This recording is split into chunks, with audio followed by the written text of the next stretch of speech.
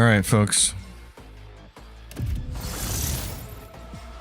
Crash out happened here. But we're not done yet. In my tenacity, we finally got through this stupid doorway. Or at least we got this guy to potentially lead us. We talked to him. This thing. You have to do this in an exact, specific order. And if I have a chance, I'll bring up the relevant Reddit thread to show you how to do it. Because this is one of the most buggy sections in the game. This game has been relatively bug-free for me. Which is why I've enjoyed it so much. But that was like classic Owlcat with you having no idea what to do next. So I will eventually, I think at the end of this episode or the end of this section, show that Reddit thread for people so they know what to do. But anyway, we finally got it progressed. You have to come in here. You need to talk to this guy first, the chief. Don't touch anything else. Talk to only him. Exhaust all his dialogue options. Then come over here and talk to the tech shaman, and you have to choose very specific responses. And if you don't choose those responses in a specific way, in a specific order, then it won't work. And then you got to come over here and talk to the tech door guy. And then you talk to him. And then in a very specific order, press the exact right things, and it'll cause the hostilities to begin. So here we are. Got all these characters up here. 279, 300. Wow, we got some people with some hit points. 562. Okay, we got people with lots of hit points. All right, so what we're going to do is put you up front because that's where you need to be. Is there anybody over here? The tech shaman's not hostile. Okay. You're going to go over here then. I don't know exactly where to put Blade Dancer Girl, so I'm going to set her over there. Because I can't get her over here. There's no cover. This is going to be hard because there's really no cover. I'm going to put her there. Our sniper, Elite. I'm going to put Pascal here. I'm going to put my person back here. The commander. No. Yeah, Pandora can stay in the back. What's this? This is Abel. He's our wandering watcher. So let's start the battle and see what we can do. Cassia. Oh yeah, and you can get way up here. This is great. So are these guys hostile up here? Just this goon is. He's a shooter too. Okay. And then the rest of the hostile people are over here. All right. In that case, here's what I want you to do. Let's put you here. Like this. Battlefields right there. Are always drowned in scarlet. Now, I'd like to get this thing dragged over here. So do we think that would be possible? Let's try to get it. Oh, I grabbed the wrong person. Okay. I was worried about that. Well, then we're going to try to pull you all over here. I'm not Let's do this. accustomed to being ordered around. We'll get rid of the sharpshooter a different way. We're going to put her Isn't this a job for the serfs? thing down there. Now, this is the ballistic one, and I don't know if we can get it back here. Oh, we can. If only that were possible. Oh, she can't see it. Okay. We'll have to let Pascal do it. They're both grand strategists, so they'll get to go first. Now her big thing is just kill a lot of people. I can't really reach that guy out there, so I'm just going to have to do this. I am a navigator, not a servitor. Lidless Stare takes a lot of points off him, and she gets to do it again, so that's the Witness the fury genius of her House class, and Orselio. getting to do that again caused extra damage. So I'm kind of curious. I want to see. Yeah, let's see. I'm just curious about that. Lidless Stare deals that much damage. Oh, does it not say anything? Oh, it does. Base, frontline. Okay, Blood Augury adds 75%. Seize the Initiative adds 21. The Cloak of Hatred, the Path of the Open Gate. I just love seeing all the bonuses. They're great. Okay, Pascal, my friend. What do we got? This surprises me that this isn't cover. It isn't considered. Neither is that. There's no cover over here. That's a little bit surprising. Okay. Well, does that mean we'll be able to shoot from here? Can you see from here?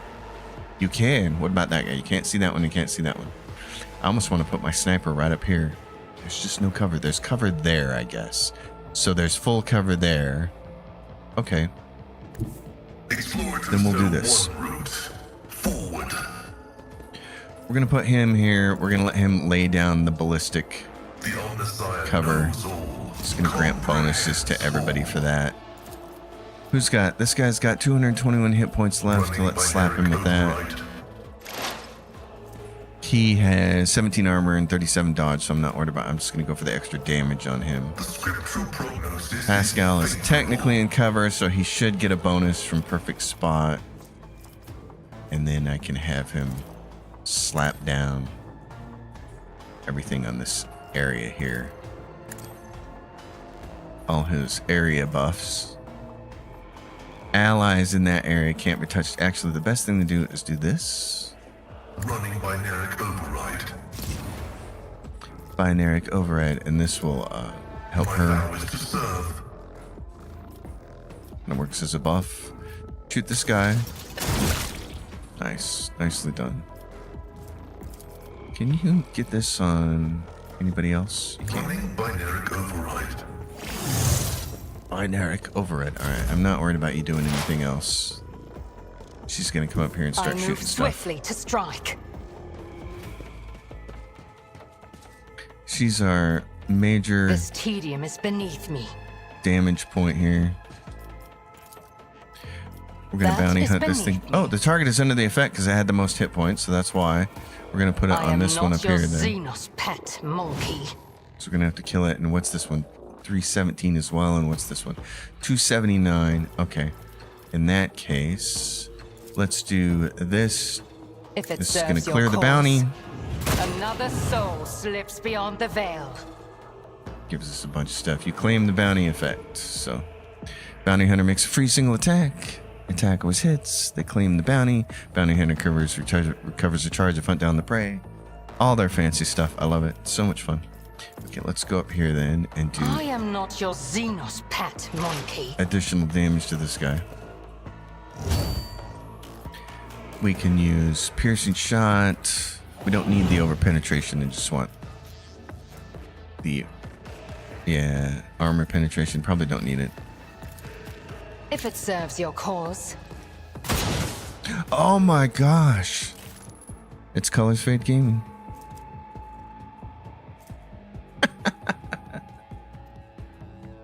I mean, that's pretty funny. You gotta like that.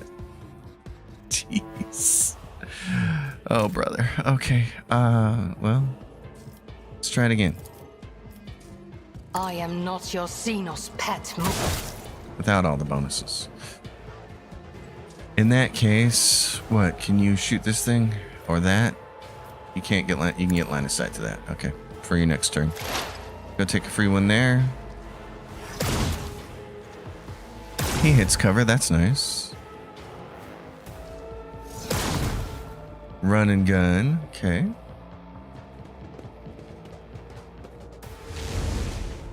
He's gonna attack her, but she's a dodge machine. As is the case.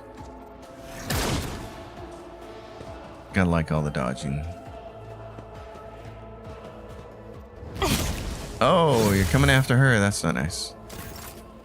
That's not nice. Okay. You are someone I'm really unfamiliar with. I don't have a grasp on all her talents yet. So this will be interesting. Death from above and lands on a selected cell. Upon landing, they deal 14 damage to all adjacent enemies. This leap can also be made to an unoccupied cell within the 3-cell radius of the Blade Dancer's line of sight. This movement does not provoke attacks of opportunity. It can be used multiple times per turn, but each time requires a use of a charge to be spent. Okay. 14 charge to be spent. A charge of which thing here? Eager for battle, that's a different thing. Death from above. Stack 1 of 100. This ability can be used multiple times. The Blade Dancer gains 1 charge of this ability each time they kill a target, excluding kills made with death from above. Okay, can we death from above this guy up here? We can't. It's got to be a line of sight thing. We can't see there. Okay, because she's hugged back here. So we can just go over here. Death comes in silence. Let's see what we can do then. So that's that. And now she's got this. Blade Dance makes 4 melee attacks against random targets, including allies. Each dance deals 50% of their normal damage, but the blade dance is a melee burst attack that does not count toward the attack limit per turn. Oh, fun. Can be used with a sword equipped. We got 2 swords equipped. And what else does she have? Next, single target melee attack splashes blood in a 5-cell cone behind the target. Oh, so depending on where you are. Okay. Oh, that's interesting. I might want to attack this guy first then. I'd have to move though. What else do we have? Blood Oath. Costs 28 wounds to use. Targets a single enemy vowing to dispatch their mark. The Blade Dancer's next attack against their selected enemy cannot be dodged or parried. If this attack kills the target, the Blade Dancer regains 15 wounds and gains 1 AP along with an additional attack this turn. Ooh. Do you think we can kill that thing? Blood Oath. Okay. I shall not fail. Alright. And what else do we have? Where it hurts, if the target of the executioner's next successful attack is under any damage over time effects, which it's not yet. Gift of Torment. Until the start of the next turn, the executioner gains bonuses to the parameters for each thing. Bleeding, 2% per armored creature. Burning, 2% dodge per creature. Toxin, okay. I got ya. Well, things are going to bleed, so we should probably turn that on. I'm going to start putting my buffs down here. Reckless Abandon. The executioner replaces 64 of their wounds with the same number of temporary wounds until the end of combat. The executioner has temporary wounds. All of their melee attacks and damage over time effects deal an additional 64% damage. Whoa, really? Terrifying Strike. The next melee attack forces all enemies hit to run away from the executioner in a straight line for up to 3 cells. During this movement, the targets do not provoke attacks of opportunity and leave a blood trail on the ground, which remains until the end of combat. Movement through these bloodstains costs the executioner 0 movement points. The Blade Dancer's next attack inflicts bleeding on all targets. This target must pass a toughness resistance test with a -26 penalty or become immobilized for a round. All enemies immobilized count as full cover for the Blade Dancer and their allies. Really? That's kind of fascinating. Acrobatic. They immediately return to the point of their first one. Okay. So Blood Oath. So what you got on here? Gift of Torment, which we did. And then Blood Oath was the Blade Dancer's next attack against their selected enemy cannot be dodged or parried. So if his attack kills, yeah, so we want that. Want that. Wait a minute, what's the deal? This ability costs 28 wounds to use. Targets a single enemy vowing to dispatch their mark. I cannot serve you in this Unavailable. way. Okay. What's the constraints for it? This ability can be used multiple times. Okay, but apparently I can't do that, so I'm going to have to do something else. Pain Resonance. All enemies... Okay, that's suffering damage over time thing. Put that back here. Let's do this then.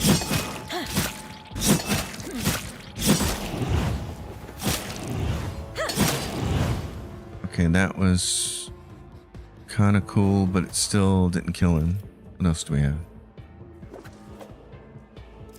And what's he got for effects? He's bleeding now.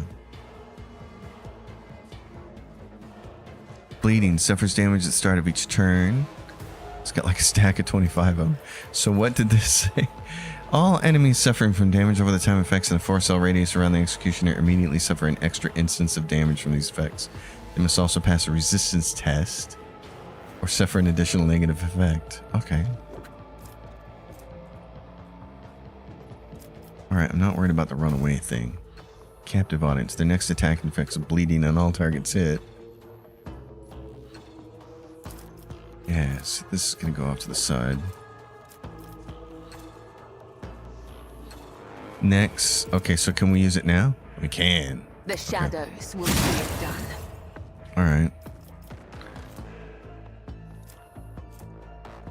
Strike. Whoa, I got the 17 to 30, and this is 20 to 30. Single attack with a melee weapon. It's not going to kill it, though. As the tenant, my blade whispers Oh, your but it certainly name. tried.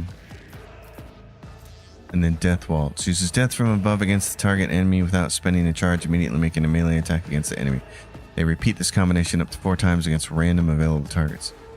If it's possible to use death from above, the Blade Dancer only makes a melee attack against a random. Okay. Carnival of Misery. Until the end of Kama, all damage dealt to enemies by damage over time is increased by 100% after all other modifiers. This effect stacks and can be afflicted by more than... Oh, wow, really? Carnival of Misery. Okay. We're going to want that. So Reckless Abandon. We should have done that before we did it, because then we'd have had the 60%. Okay. If the target suffers any damage over time effects, the target will immediately suffer 3 instances of damage from each of these effects. Damage is dealt after all other effects from... Okay. So that's the damage over time. That's a damage over time thing too. Trying to understand all these skills here. So much going on. All enemies suffering from damage over time. Trust me. Oh, it almost killed him.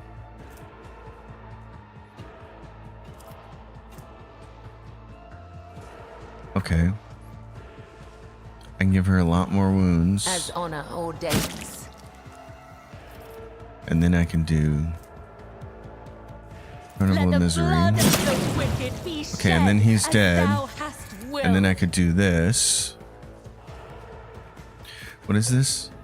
Leaps into the air and lands on the selected cell. Upon landing, they deal 14 damage to all adjacent enemies.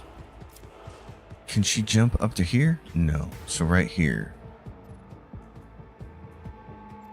Trust okay, me. jump there. Let your soul be purged.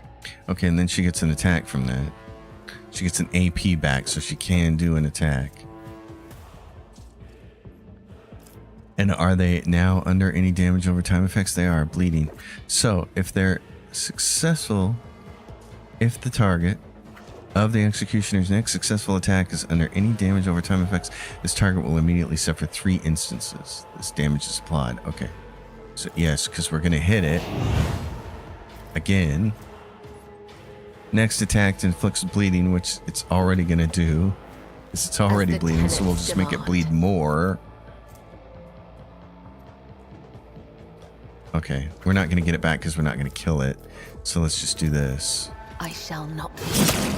Oh, well, there I was. Okay, what just happened there? Because that was a lot of damage. I was thinking I wasn't going to kill it.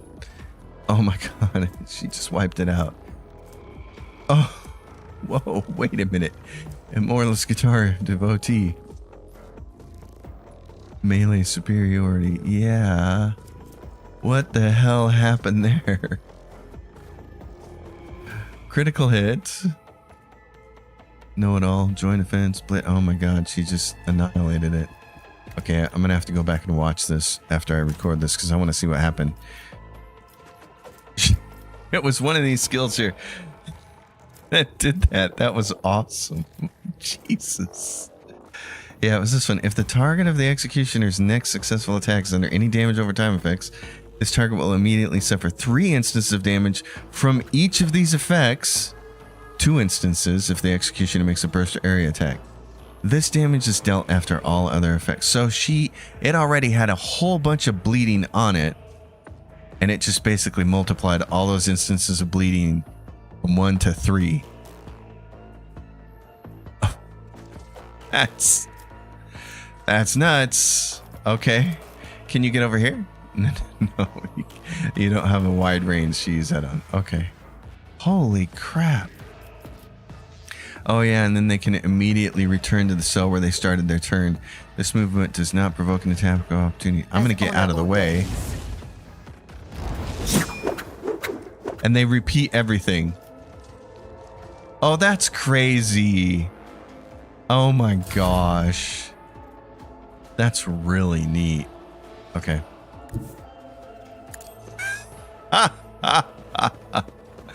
I like that. Oh, it's going to be fun to learn how to play that class. 'Cause if you play it right, obviously it's massively dangerous. Let's buff you up first. It's as good as done. Not that we need to. I think there's only one guy left, but... I'll see to it personally. Yeah. And then do you have a hit point one? Temporary wounds. And then go do I'll your make thing. it happen. Go over here and kill this thing right I there. understand your intent. Smack it around a little bit. Repel the onslaught of the ship's guardians, and now the doorway is open. And our friend here is like, whoa, I didn't think I was getting into that kind of a keep my mess. options open. That's hilarious. What is this? The Mesoa pattern plasma gun. Yeah, that's not as good as what Pascal already has, so fun, but not as good. I gotta hand it to him. I mean, okay, I'm not gonna complain now because I've done all the complaining I did at the end of the last stream an hour or so ago after I made wonderful pizza, by the way. You can go on Twitter and see the pizza I just posted. It was awesome. But The dead know nothing. to speak positively neither do the about something, ignorant. I mean, there's a bunch of stuff about this game I love, and one of the things I love is the itemization in the game. It's been really fun to get loot in this game. You need to heal some people, so heal You yourself. cannot trick death. It will claim me. And One heal day. her. There is life in you yet. Use it wisely. You have offered me another chance. I'll offer you all the chances. Okay.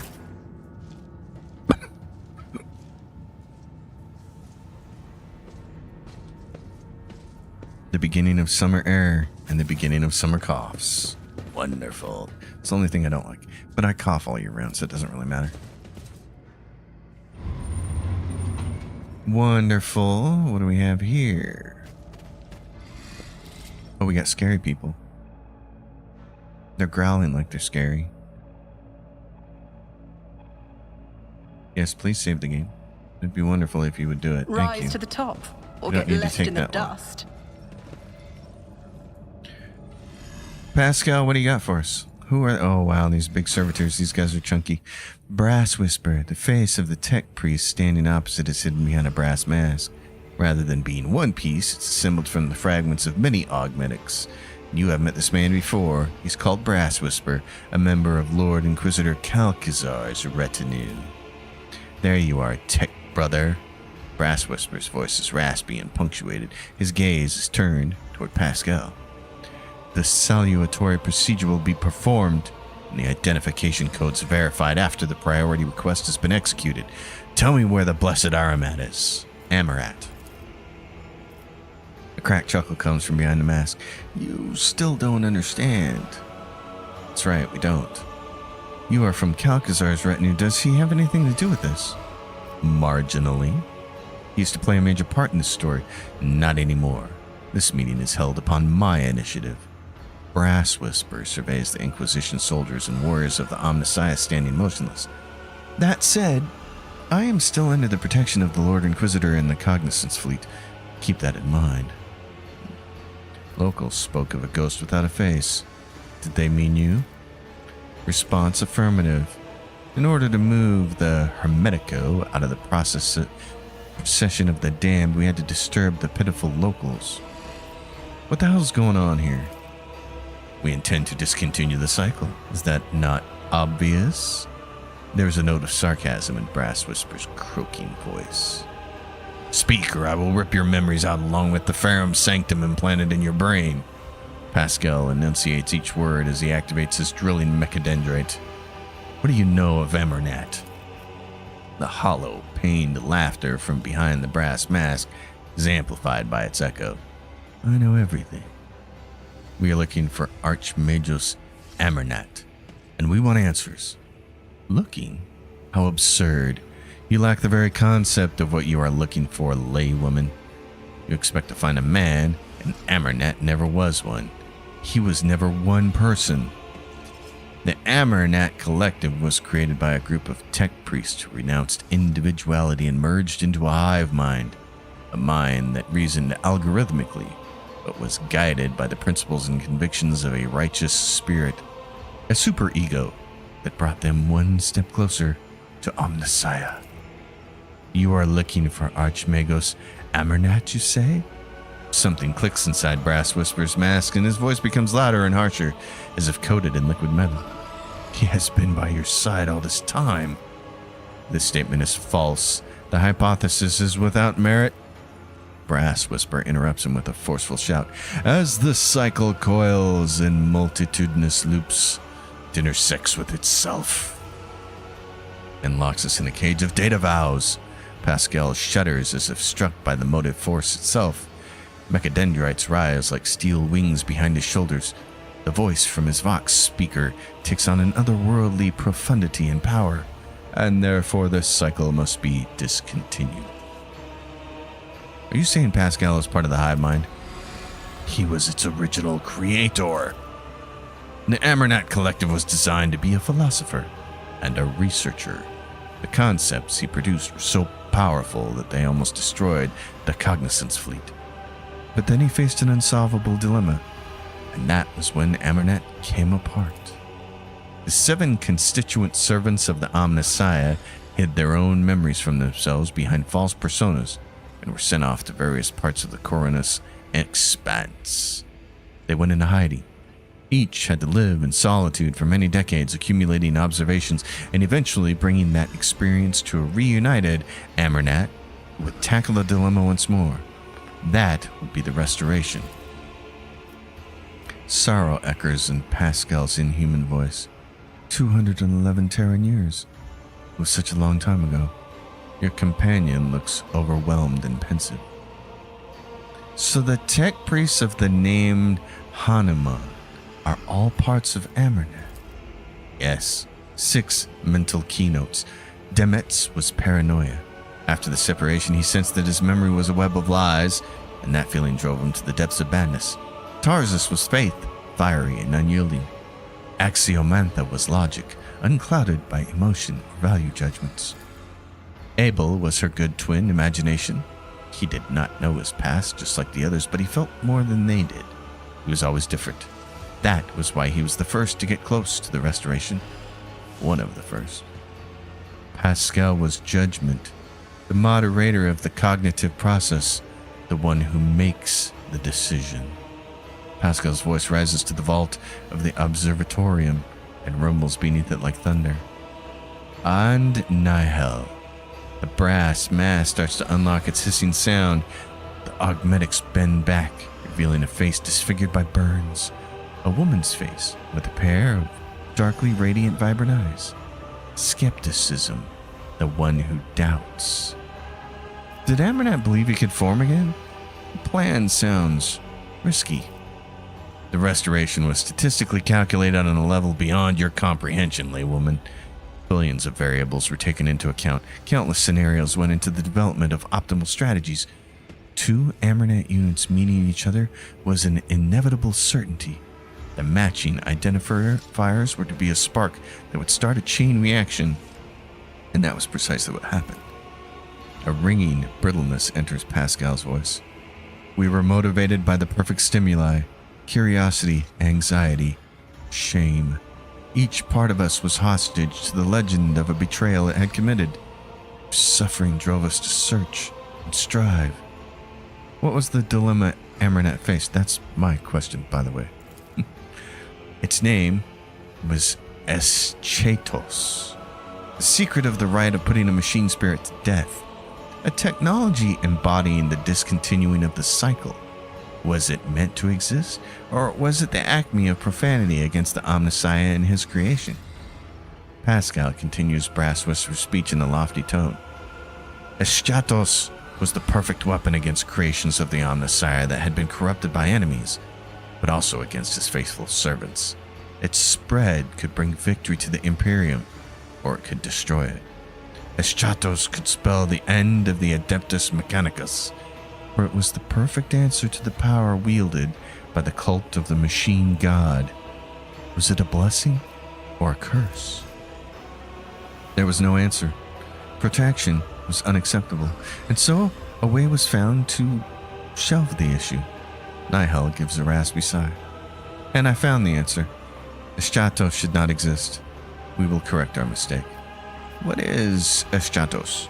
It sounds like the owner of the taco place down on the corner. Eschatos! Those dollar tortillas still working out for you? Can I get some truck tacos? Those are the best. The power of machine negation. a new spheric signal that interrupts any and all life created by the Omnissiah. Power that I used to tap into unconsciously. Shared knowledge lay dormant inside the mind of every Amernat unit. You tried to decrypt the other Hanuman's neurocognitors, did you not? But to no avail. It was you who created the cipher that locked Amernat's memory. You are the maimed hunter. You tried to kill the other Hanumans. This statement is true. I was admitted to the Lord Inquisitor's retinue and authorized to study a dangerous artifact taken from the Amernat. Tried to exert some kind of influence on me, but my data vows protected me. Nihal Hanuman touches her scarred face. A short circuit awakened some of my memories. I conducted an analysis, solved the Eschatos dilemma, began to act. My agents all but terminated Tarsus, but he hid under an armor of martyrdom and insanity. An attempt to intercept Pascal at Altar Templum Calixtus X-17 failed because Abel had summoned him. The assassins caught up to him at the Reichad Menorah starport, but he was able to escape again. Another group went after Abel only to perish at an electro-priest monastery. You dispatched Dements, who had lapsed into heresy. Axiomantha simply disappeared until she suddenly turned up dead on Euphrates II. I have no idea how she managed to hide from me.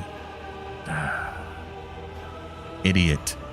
Calcazar was harboring Axiomantha the whole time. She was working for him.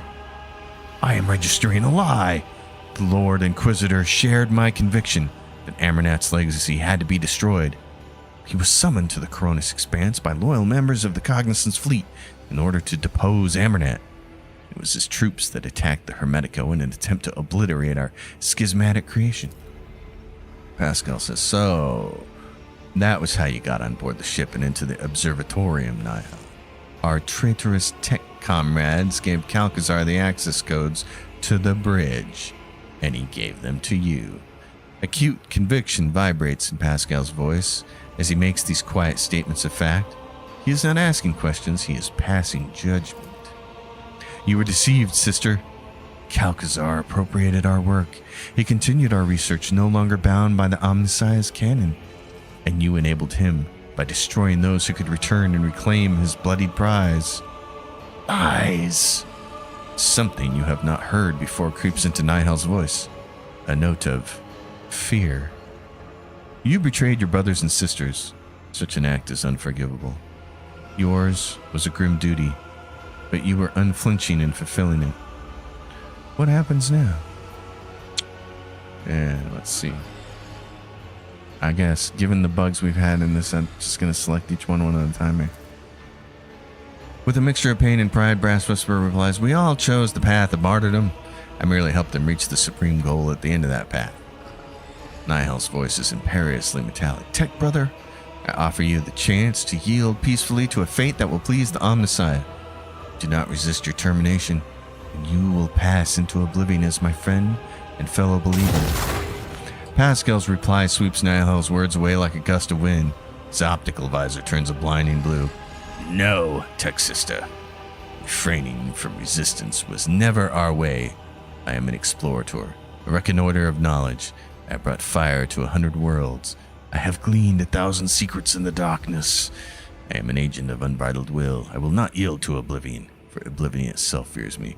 Hello, Salamanca. Hello. Thanks for showing up, being there in chat. It's nice to see you. Nice to see some people showing up. Just Turn-Based Fest Thursday, and I'm just streaming some Turn-Based Rogue Trader. I was going to stream some Cyber Knights Flashpoint this afternoon, but Cringer was already doing it.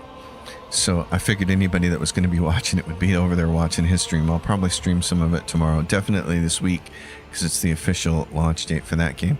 But for right now, we're going to plow ahead with this.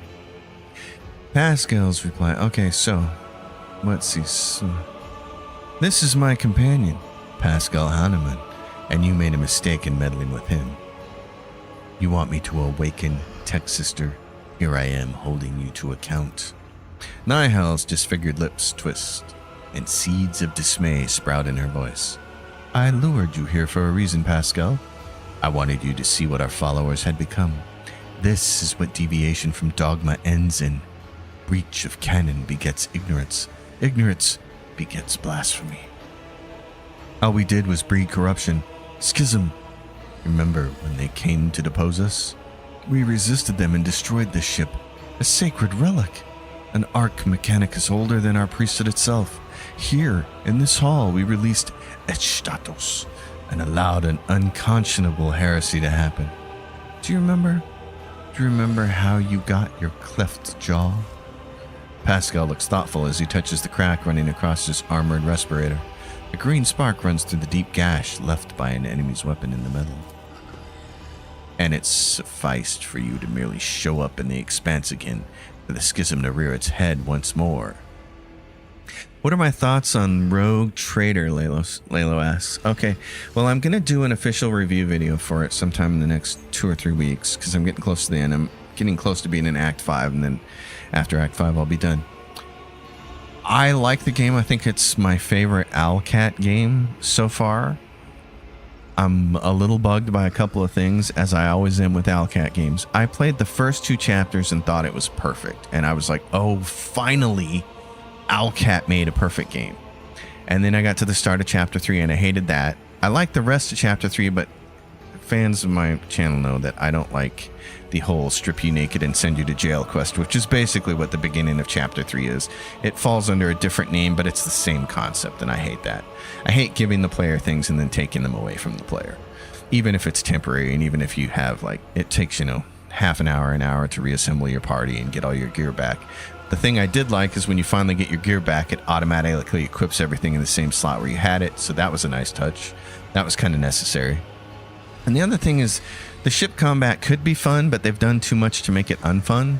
Like, I would say at least 50% or more of the battles you show up, and at the very beginning, 75% of your abilities are disabled because of space magic from your enemies. The game doesn't really explain why. It's just like, oh, you can't use all these tools that we gave you. Again, giving the player something and then taking it away. I'm just never going to be a fan of that. There are times... The space battles have been the most frustrating thing in the game. Other than that, I like everything else about the game. I really like all the different quests and missions. I love all the area designs. I really like all the companions. The builds in this game are fantastic. All the different classes, the class builds. And the thing I love the most about the combat is it's the exact opposite of the Pathfinder games like Kingmaker and Wrath of the Righteous, where you have to spend so much time pre-buffing and then trying to hang on to your buffs between fights. So you're doing things like rushing through content because you don't want your buffs to fade. I hate that, which is why I thought Obsidian did such a smart job with Pillars of Eternity, because they recognized the flaws that are inherent in the Dungeons and Dragons system. And they said, this whole bit with memorizing spells and expending them and then having the rest to get them back is dumb. We're going to give characters a ton of per combat abilities, and we're going to give spellcasters mastery spells that they can use once per battle without expending a spell slot, without expending a memorized spell slot. That's all smart. Here, they've taken it even a step further, and I don't know if this is so much the Warhammer rules or Owlcat, because this is my first exposure to Warhammer, but I love how everything is just part of the combat. You have all these buffs and spells and abilities, and you do them while they're in combat, and then when combat's over, you don't got to worry about maintaining buffs or anything. You get everything again when combat starts again. The synergies are really cool. The mechanics for action economy and regenerating action points and everything is just really fun, and all the classes are different in really tangible ways. And I was saying this earlier in the last stream, I've been bummed that I can only take 6 companions with me on most of this stuff, because I want to take like 9 or 10. They're all really cool. They all do really cool things.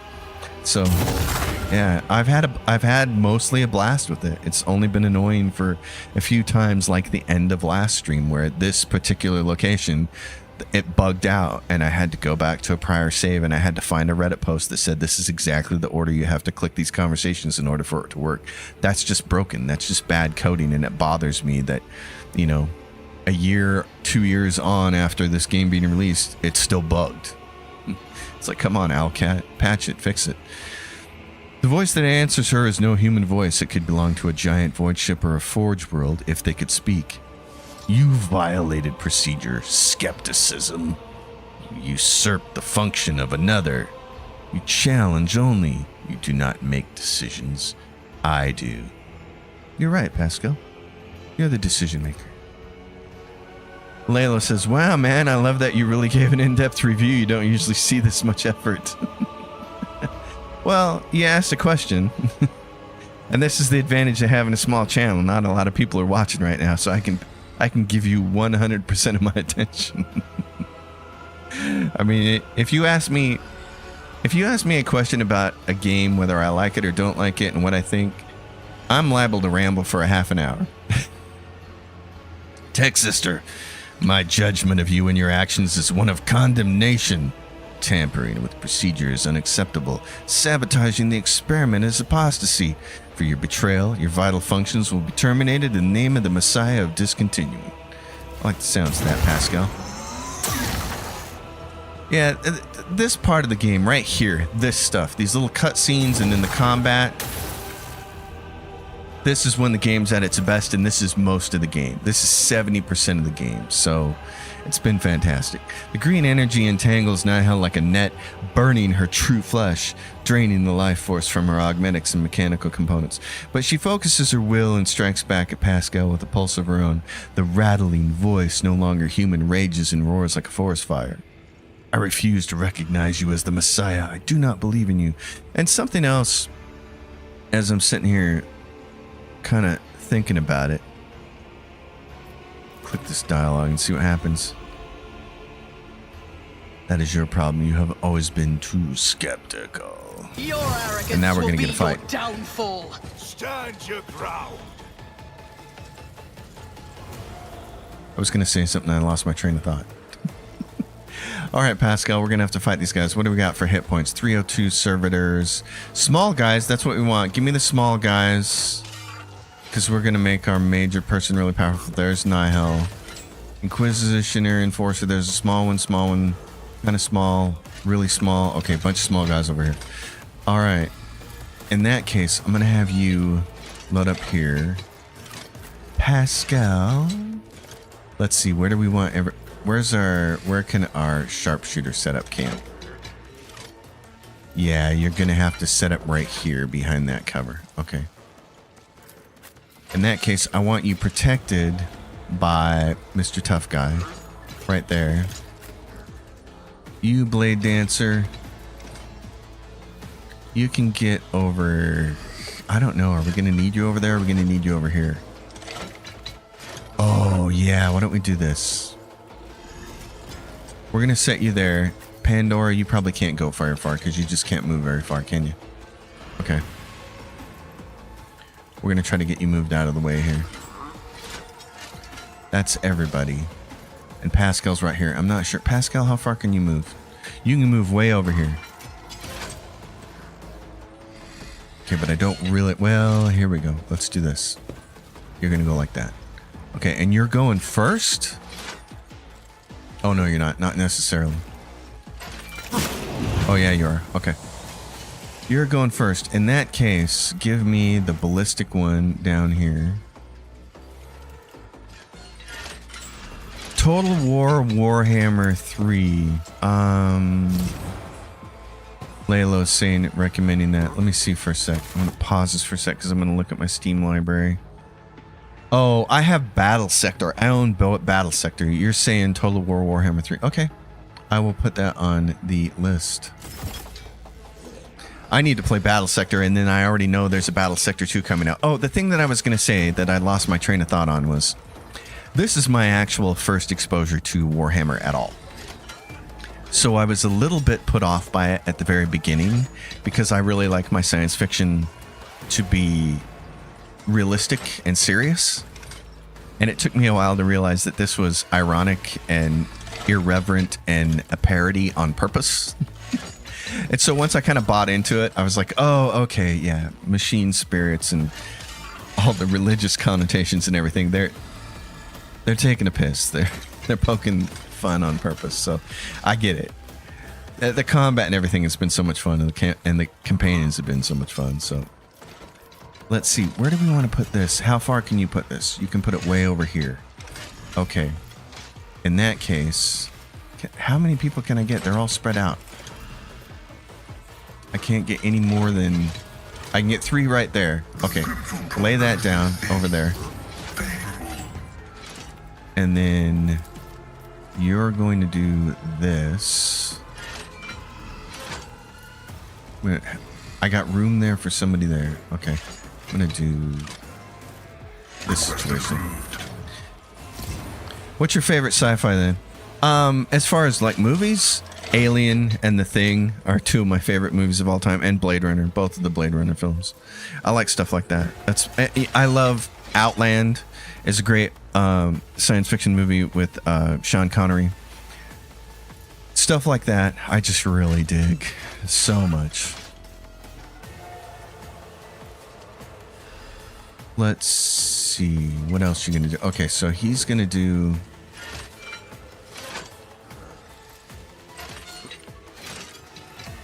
Creatures, yeah, I'm not gonna do any of that. What's this? Allies in the area gain 10% armor, cannot be overpenetrated. I'm gonna put that right there. And then for like recent books, science fiction books, if you haven't read Robert Cargill's work, he wrote a book called Sea of Rust, and then he wrote a prequel to it called Day Zero. Those came out in the last 5 years. They're fantastic. Cargill started out as a movie reviewer for the website Ain't It Cool News, and he later became a screenwriter, and he partners with Scott Derrickson. They're really good friends, and they do a lot of work together.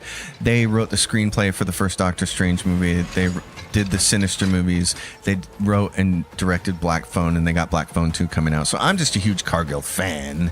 I'm pretty much a fanboy of him, but his 2 science fiction books are fantastic. So you're not in the whole Lord of the Rings, Star Wars chick. Well, I mean, I grew up on Star Wars as a kid. I was 9 years old when Star Wars came out. So I love Star Wars and I love Star Trek. But if you ask me about my favorite science fiction stuff, it's never going to be that. I love those things, but I always think about Blade Runner, Alien, The Thing, Outland, movies like that first for me. That's more the science fiction I love. And I read Dune when I was 14. I read the whole 6-book series. I read it a couple times, actually. My mom gave me Dune when I was 14, so I ended up being a huge Frank Herbert fan and really loved Dune. I still submit to this day that the final 2 books in that series would actually make the best movies.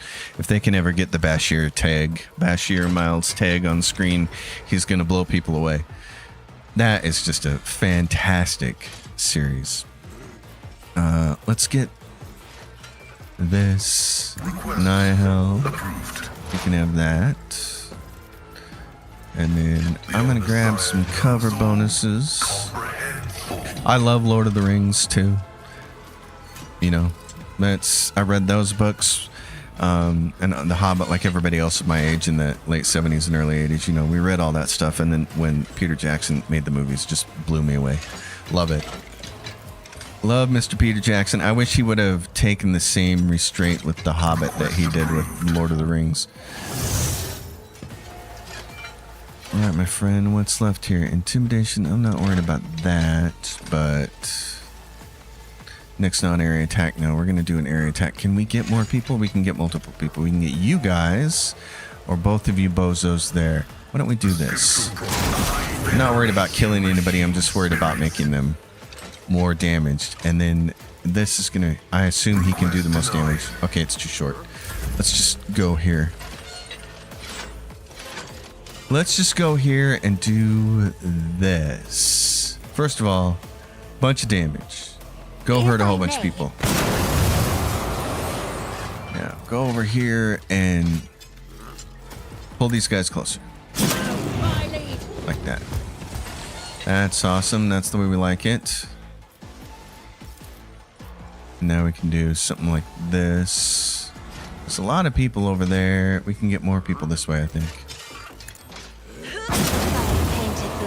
The Hobbit book. Lalo says, I only read the Lord of the Rings ones. I didn't read the Hobbit, only watched the movie. The movie doesn't do the Hobbit book justice. It's bloated and unnecessary, and they added a bunch of stuff in just to bloat it into 3 movies to turn it into a cash cow. The book is wonderful, and it's not nearly the kind of thing that I like as much as Lord of the Rings was much more bigger and broader in scope and serious, and it's got Aragorn and everything. You know, I love it. I like those books better, but The Hobbit is just a wonderful read. And I was when I heard that. First of all, when I heard that Guillermo del Toro was going to do The Hobbit with his creature effects guy that he's used in so many of his other movies, I was so excited. And then when he had to bow out, I thought, oh God, who are they going to get? They're going to ruin it. And then they got Peter Jackson, and Fran was coming back to help him write the script, and Philippa Boyens, and I'm like, oh, this will be great. And then I don't know what happened. They just decided that they were going whole hog, I guess. It was kind of wild. Willpower and toughness. Yeah, you guys. Can we do this? Yep, I'm there we go. not accustomed to being ordered around. All right. Oh, and why don't we do... You're there now. Why don't we Isn't do this a that? job for the serfs? Okay. The serfs? Cabela. Okay. Oh boy, darling, you're going to be in a position here to do a bunch of damage, and I still don't understand your class very well.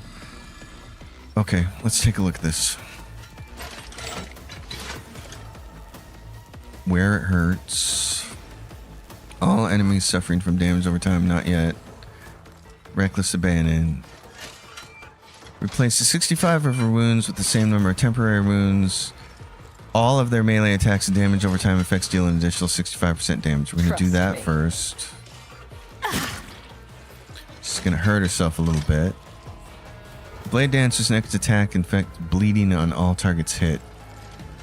I'm not so worried about that. If we can get over there and do that on him, that would be great. Pain Resonance. All enemies suffer from damage over time effects. Yeah, that's the big killer. Where it hurts. Love StarCraft. He says, oh, I also just remembered you probably love StarCraft. No. No. I hate real-time strategy games because I suck at them. I totally marvel at the people who can play them. Love it. And the first RTS game I ever played was the Dune one. There was a Dune RTS way back in the early 90s. This is before StarCraft, I think, and before StarCraft became hella huge. And I liked that. That was fun. And then, of course, that Warcraft came out, and then StarCraft. And they became a thing, and it became competitive, and people were really good at it. And I suck at real-time strategy games. So I'm not the person to watch for those games. I stink at them. The only way I'll play a real-time strategy game is if it has a pause, so I can stop and think. Like the classic Baldur's Gate games, like Stellaris. If it's real-time but it has a pause, I'm okay. If it's just expecting me to go balls to the walls, I don't have the finger dexterity or the mental bandwidth to do that. It doesn't work for me. Till the start of their next turn, the executioner gains bonuses to their parameters for each creature in combat suffering from the following effects. Okay, I don't have bonuses yet, so I don't need that. The Blade Dancer targets a single enemy. We don't need that. That's a single target one. And this is Raining Blood. The next single target melee attack. Okay, so that's a single target melee attack. And this is a single target melee attack. Okay, so we're going to try to do this Blade Dance thing. Wait a minute, what do we have to do? We have to... How far away can we do this? What's the distance? 0 leaps in the air on the selected cell upon landing the deal. The leap can be made to any unoccupied cell within the 3 cell radius in the Blade Dancer's line of sight. Okay, so we just need to go, like, here. I bring mercy and retribution. Okay, and then if we do this... Wait, why can't I land in there? There's nobody there. Do I have to be closer? Can I do it now? Yep. Okay, you have to be that close. Caught by the web. Blade whispers your name. All right. Now you've done some damage there. Now what's this? Blade Dancer makes 4 melee attacks against random targets, including allies adjacent to the Blade Dancer, each dealing 50% of their normal damage. Blade Dance is a melee burst attack that does not count toward the attack limit per turn. That's the key, is it doesn't count. Okay. The shadows will see it done. Caught by the web. Killed that guy and killed that guy. Okay. Yeah, and now and there's blood everywhere, which is awesome for her. Okay. The next melee hit forces all enemies to run away from her from up to 3 cells. Terrifying strike. During this movement, the target does not provoke. Okay, does it count? It counts as an attack, though. That's what I don't want it to do. Okay. Oh, wait a minute. You just click it and it just works. Next melee attack. Okay, is there a way to get another melee attack? Oh, you can do this. Okay. Requires a charge that you spent. This ability can only be used with a sword. It can be used multiple times per turn. Okay, so I could jump there or I could jump there. How many hit points is this guy? 280. 153. Okay, so I can technically jump right here. She killed that guy. Oh my god, and she can jump again.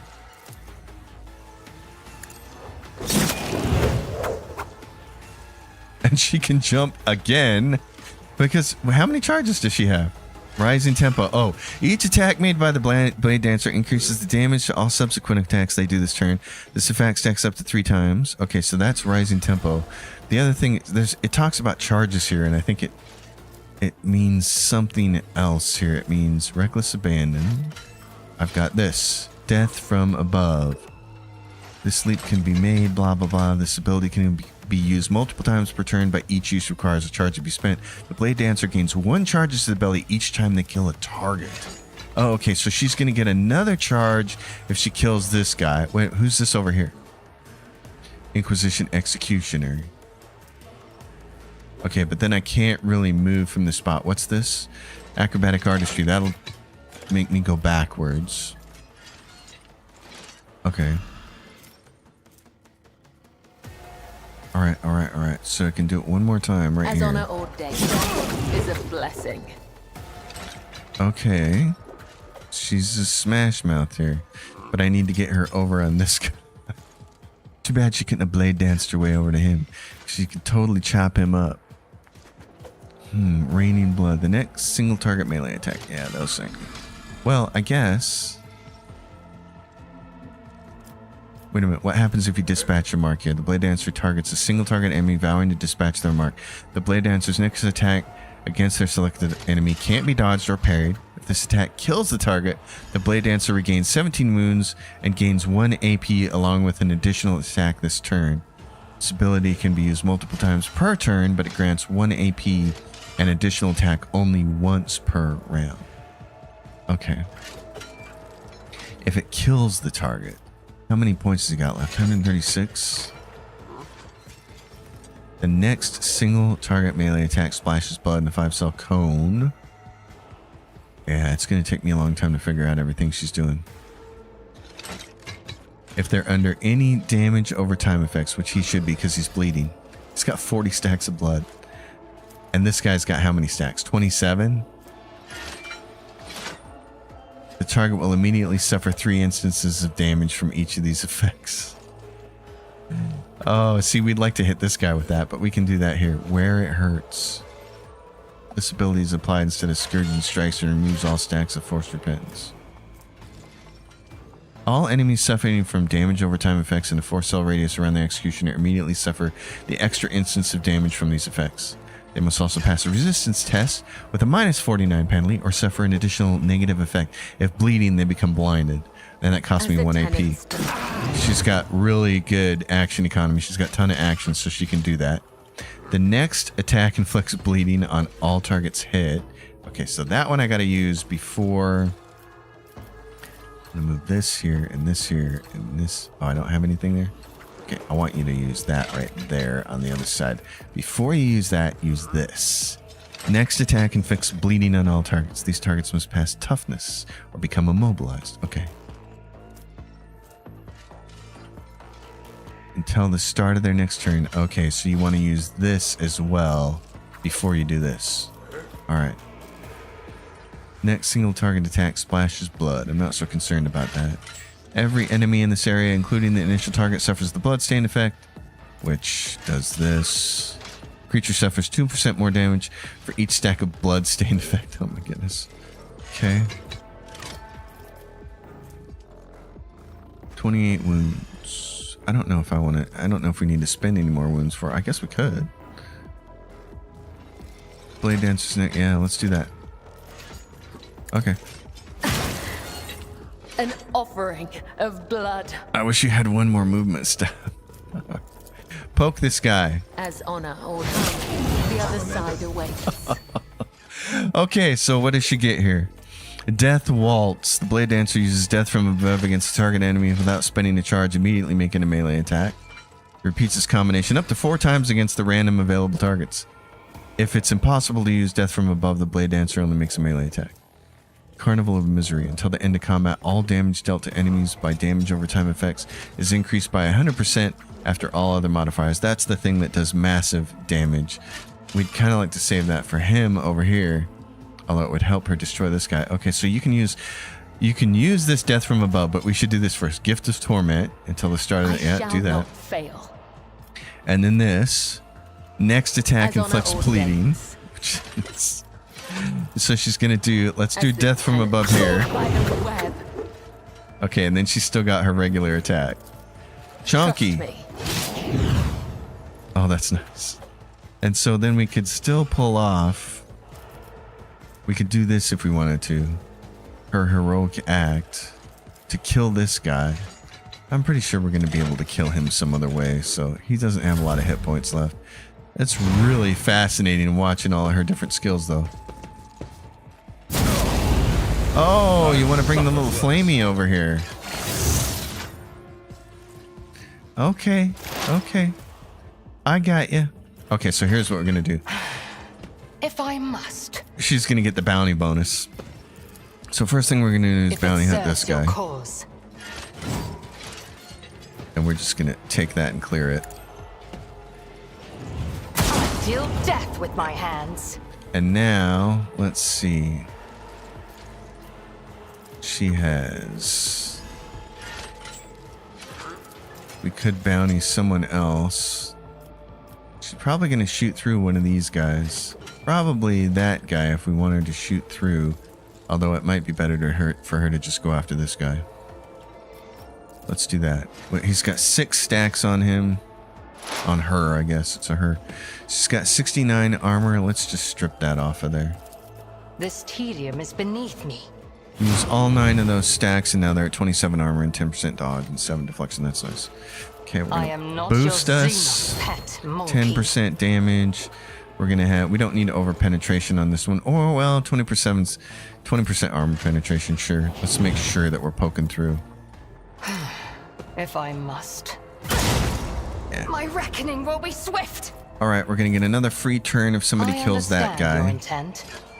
That's what that's for. And then Abelard.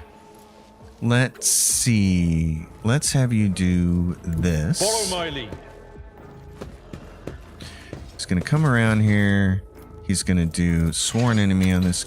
Oh, what happened? Did it count? I hope so. It looked like my mouse adjusted wrongly there.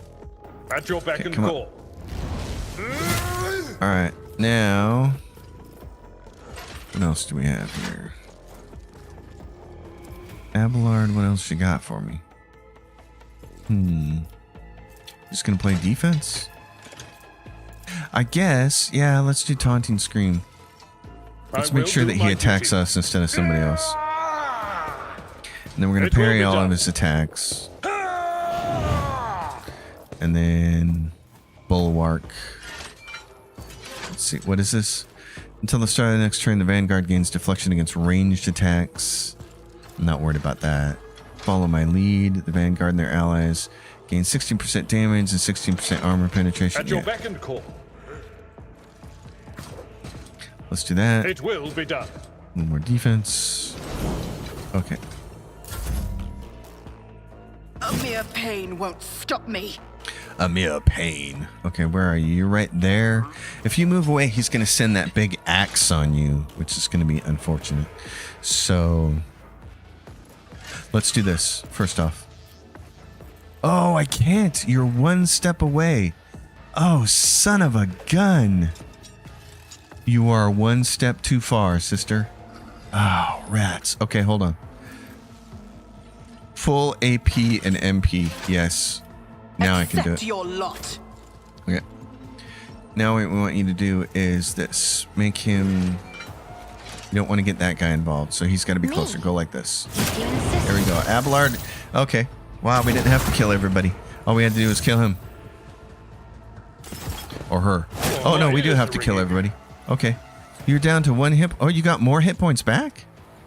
What? Oh. Bogus. Okay, fine. If I may. Fine. Be that way. Okay, in that case, I'm going to come over here Emperor, give me strength. and do this bit of business. You guys like this? You want a little fire snake? Let's do... What do you got? You got this or fire? Isn't do this a that. job for the serfs? You're on eternal fire. You're going to have to make a save every turn. Then we can do this. Duty demands. Oh my gosh, she's just a force of destruction, isn't she? God, she's awesome. And then this, let's see. Warp Curse Unleashed. We could do that. Well, then it's plus 19% for other types of damage, though, is a reason to do this.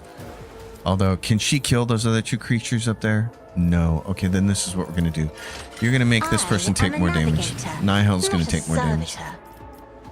And then we're going to pump up your I'm let not accustomed stats. to being ordered around. And then we're going to move this right here. I'm afraid not. Okay, we'll move it right there. Now you, Pandora, have a chance to get the hell out of the way. Thank you. And now you can do this and give someone 2 more AP and no MP, which would be On her. it. She is the champion, my friends. Oh, but can we do something to grab more people here? Oink. Yeah, there we go. Good job. Everybody's over there huddled together. That's the way we like it. Oh yeah. Can we wipe you all out here? Pretty close. Isn't this a job for the They're dead, Jim. Jim, they're dead. Let's do that. Move it around again. Okay. Pandora. You can do you, serve me. Who, if We're not gonna me? give her all kinds of buff boosts here. I'll see to it personally. I don't know if we're gonna get to her. It's as good as done. But we will find out. And then she can do this. 5% damage for every 10 stacks of tactical advantage, and I have 68. I'll see Enjoy to it doing more personally. damage. Great. What else do we got here? Choose an ally. They may gain immediate use of their heroic act without spending momentum. Yeah, I don't want to do that though, because it's not her turn yet. She's not going to have any movement points. Grants 30 momentum, removes burning, bleeding, and toxin. Who if That's not for me? everybody. There we go. All right, let's shoot somebody. You know that we could shoot somebody. I'll make it happen. You never stood a chance. Captain is displeased with you. You will die. This tedium Nihil. is beneath Oh, look me. at you. This is going to be fun. Okay. Oh, I didn't realize this was her extra turn. Rats. Okay, son of a gun. Let's do... If it serves your cause. Wasn't paying attention to the fact that it's her extra turn. If I must. Pascal Hanuman, my friend. We don't need to put any more damage on that guy.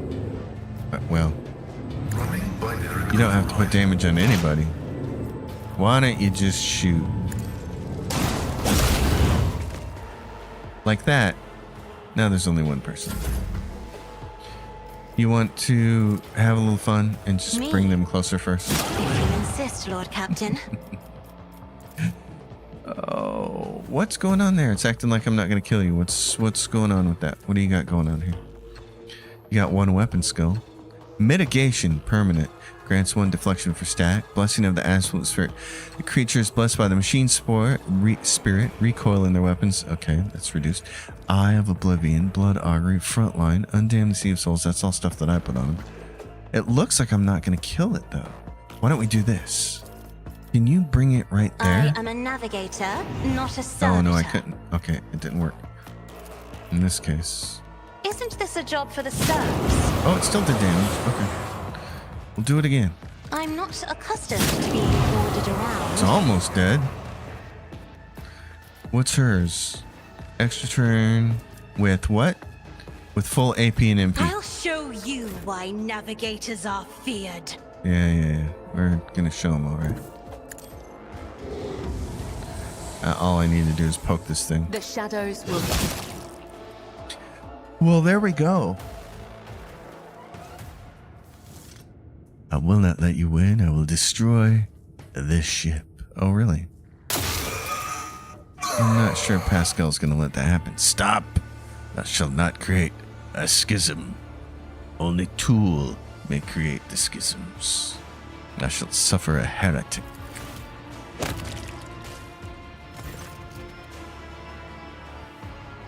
Like the hand of a deity, the mechadendrite extends over Nihel, lying convulsing on the deck. I did not want this, tech sister, but the procedure must be completed. Farewell.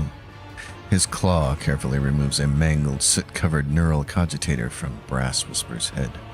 The tech priest shudders. Peace descends over her disfigured face. There's our little henchman. A ghost-like figure in red approaches you cautiously. Enormous, sad eyes look at you from his ascetic face. Doubt has been shunned. The dominant of prejudice is ended. Abel's voice resonates with the same otherworldly profundity that has filled Pascal's vox. This statement is true. Only imagination and judgment are left. Our directive is to conceptualize the future we desire and bring it into being. The tech priest looks the same as before, yet different. His morbid aura of martyrdom is given way to a calm and powerful halo of purposefulness. His mechadendrites move with grace of inscrutable dance. The scars left by loss and doubt have turned in dark threads on a radiant body confident in its next step. And his voice, a voice born in the nuclear font of a star and hardened in the cold of the interplanetary void. Bow to the Messiah of discontinuing. Pascal remains motionless. Only a short Benaric aria comes from his vox. Do you feel oddly confident that your gesture of respect has been appreciated and received favorably? The vox. The voice from his vox is like the tolling of bells summoning a host of angels. I declare the period of ignorance over and will resume execution of the general algorithm. Integrity has been rehabilitated to a satisfactory degree. Memory access has been restored. I remember everything. Pascal turns to you and gives you a long look brimming with quiet elation. May the shattered mirror reassemble, reflect light wholly anew, Abel says. So, are you Emernat? This statement is true. I carry within me his memory and his logical foundation. I am us. I am Emernat. Abel points to Pascal's mechadendrites and says softly, they have always remembered. They have always preserved. Thank you for the path we have walked. As Pascal bows, his thin shoulders seem to take an eternity descend from the heights that his mind has soared to. And I am sorry about what happened to Theodora. Did you know Theodora? We were allies. She entrusted me with studying a trophy she had obtained. We, Emernat, discovered the basic ways of communicating with it. We developed a weapons-grade strain of tech blight for her. It terrified me, so I developed its antidote, Eschatos, the concept for the ultimate interruption of machine life. That was why every one of our shards was located so close to you and to the Von Valencius domain. We were counting on her finding us and extending us her aid and protection. What are you? Or more precisely, what were you? A higher form of intelligence, a collective of computational tools freed from the limitations of individualism and the aberrations that stem from having a distinct personality, and at the same time a collective bound by a single set of principles that are of equal importance to all, being pure of faith in the Omnissiah and acting for the benefit of humanity. We were different. Each one of us considered the prospects of such an experiment, but I was the first to gain the resolve to attempt it. Nihel joined the project to effect control over it. She regarded the experiment as dangerously close to blasphemous. The Conclave had ordered her to end my research, but she became convinced of the possibilities of its success. Nihel reinforced our union with the prudence of Demence, a meticulous and reserved auditor, danger seeker. I strengthened our genius with the fiery faith of the warrior Tarsus in order to banish the shadows of false ideas. Axiomantha, who teetered on the brink of becoming a Malatek, was chosen by us for her loyalty to ruthless logic and her cold scrutiny, or indeed dissection, of our theories. Abel, Pascal turns his gaze toward his last surviving tech comrade, our quiet genius, the caged genius of imagination, the abstract artist of code. His talent completed the collective and made it whole.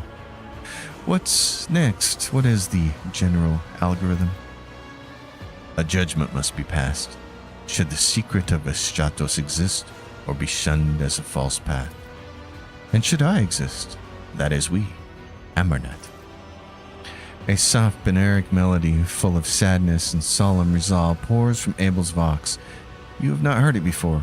You would never have thought the Beneric language had been so comprehensible. One who does not bear the mark of the Omnissiah's iron blessing. Amarnat was a union of 6 tech priests, all but a few of them are dead now. How does Amarnat still exist? Everything Amarnat was at the point of the disconnection is now awoken in my mind. We are at the point where we stopped, but the Amarnat Collective was envisioned as a dynamic structure. We need new minds. I bid you to follow. Will you come with me, tech comrade? Pascal waits for an affirmative nod that says, we will be the core. The collective can be replenished with worthy minds from among those aboard the Hermetico. Sincerity is present in their motives and faith. They are intuitively capable of comprehending the notion of discontinuing the cycle. Our collective memory can compensate for their lack of knowledge and memory of the rites. Restoration is possible. Pascal, or what used to be known as Pascal, makes a sacred gesture, and green sparks run down his mechanical arm. The judgment must be passed first. What judgment are you leaning toward? We have seen many things over the decades. We have seen true corruption, the distortion of the Omnissiah's design. Kiava Gamma, Euphrates II, the planets of Xenos passed into oblivion. Our own crimes. The darkness grows. There must be a fire to burn it away. I am leaning toward the idea that Eschatos is necessary, that Amarnat is necessary, that the cycle must be discontinued. What are your thoughts on this dilemma, Abel? We have made great sacrifices. This statement is enigmatic. I request an expanded interpretation.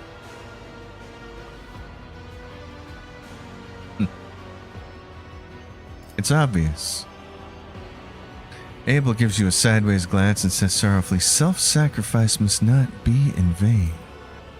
I thank you both. The information has been noted and submitted for analysis.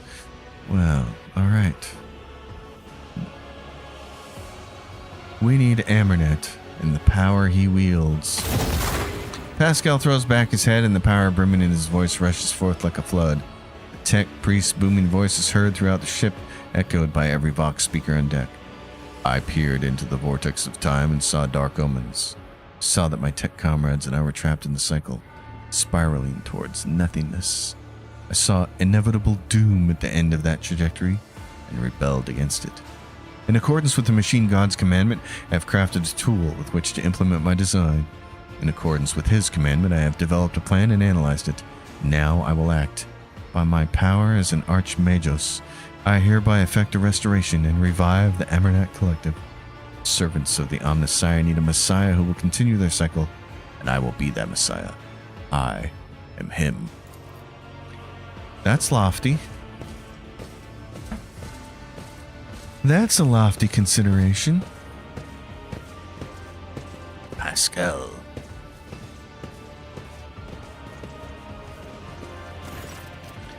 The Akjan tribesfolk The ignorant fosterlings of the Amasaya slip into the observatorium hall like silent shadows.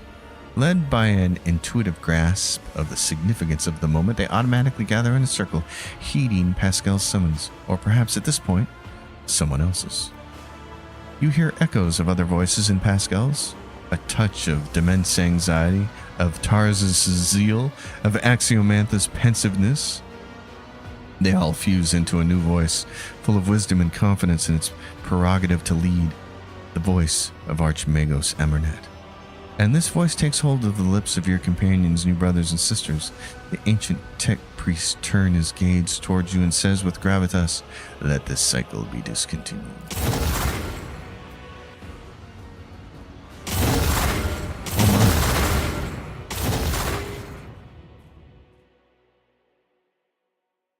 Well, so be it. I always have a backup plan. Nihil is dead. What do we got here? Weighty axe. Anything interesting? The great sword. Okay, what's this? The vid capture relay. Whenever the wearer's ally is under the effects of the joint analysis ability, hits a target with an exploit, the wearer gains 5 perception. Whenever the wearer's ally under the effect of joint analysis ability hits a target with an exploit, the wearer gains 5 perception. Wow, so your roulette could gain 5 perception every time she hits a target with an exploit if she's under the effect of joint analysis. Oh, that's interesting. Okay, what's this? Whenever the wearer uses overcharge on a plasma weapon, that attack ignores the enemy's deflection and deals 22% additional damage. Whenever the wearer's use of overcharge, wow, okay, that's cool. Getting rid of the deflection is kind of important. Wearer suffers 18% less impact and energy drain. When the wearer suffers impact or energy damage, the attacking enemy suffers 9 power damage. Okay. And then there's a helmet. Enhanced data tether mask. Whenever the wearer uses machine spirit communion, their intelligence is increased by 5 for each affected target until the end of combat. Oh, cool. So there's some Pascal stuff in here. And then what's this? Plasma pistol. That's doing 25 to 39 Pascal. What do you got here? Yeah, you still got a better one than that. It's got 50 armor penetration, though. It's got a shorter range, though. Interesting. Okay. Cool. Well, dang. So, the whole Amernet thing. What is this? Retobi pattern sniper rifle. Okay. So we look at in the quests. Interesting. Well, that was cool. There's probably some loot to be had in here. There is. I'm gonna loot this place out. And then I think it's The machine god grants me insight. It's gonna be. I love Pascal. He's cool. The companions in this game are just really neat. They're all really neat. Even the Zealot is neat, and I don't normally like Zealot characters, but Argenta is pretty cool, and her build, again, the builds are really unique and really fun to mess with. So it's just, and there's so many different ways you can build these characters, which makes it really interesting.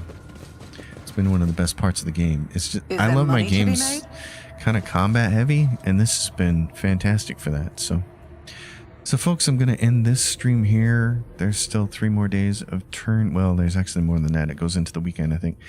The rest of the week is TurnBasedFest, but for me, the focus is going to be on the next 3 days. So certainly Cyber Knights Flashpoint has to be a priority in the next 3 days. Their game officially launched last night. It's out today. Cringer was playing it this afternoon, so definitely go check out the VOD for him on that. I want to at least crack open King Arthur: A Knight's Tale, and I want to crack open, what is this other game called? I'm always forgetting the name of this game. I gotta look at it again. I don't know why I can't remember the name of it. Expeditions Rome, probably because it starts with an E. Expeditions Rome is a game I've had in my backlog for a long time. I want to play it. I've heard it's completely awesome. I've heard nothing but good things about it. So we're going to give that a try. Also, again, I got the key for Wildermyth. I played it yesterday. I really liked it. So we'll play some more of that tomorrow. I wanted to do a little bit of that today, but we just kind of ran out of time. So folks, thanks for watching. Check out all the other Turn-Based Fest videos. Go to the TurnBasedFest.com homepage. Check out the calendar down below. You got to scroll down to see it. You'll see all the people streaming. You can go see, it looks like this, the turn-based schedule on the turn-based page. Looks like that.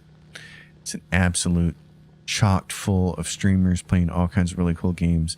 So hover through that and see what games you want to see and see who's streaming them and when they're streaming them, and go check them out in the next 3 days and the rest of tonight. I'll see you all next time. Happy gaming, everyone.